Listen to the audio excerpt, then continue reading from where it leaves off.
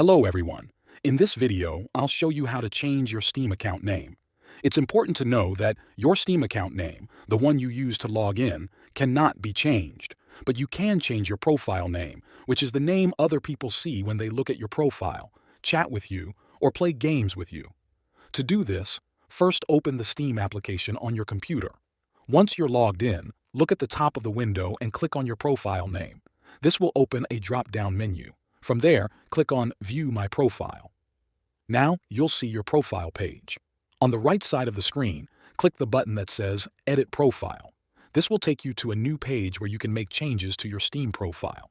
At the top of this page, there is a field labeled Profile Name. This is the name you can change.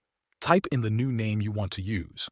This can be anything you like, and you can change it as often as you want. After entering your new name, scroll down to the bottom of the page and click the Save button. Your new profile name will be updated right away. That's all you need to do. Remember, this only changes the name people see. Your Steam account name for logging in stays the same forever. Thanks for watching.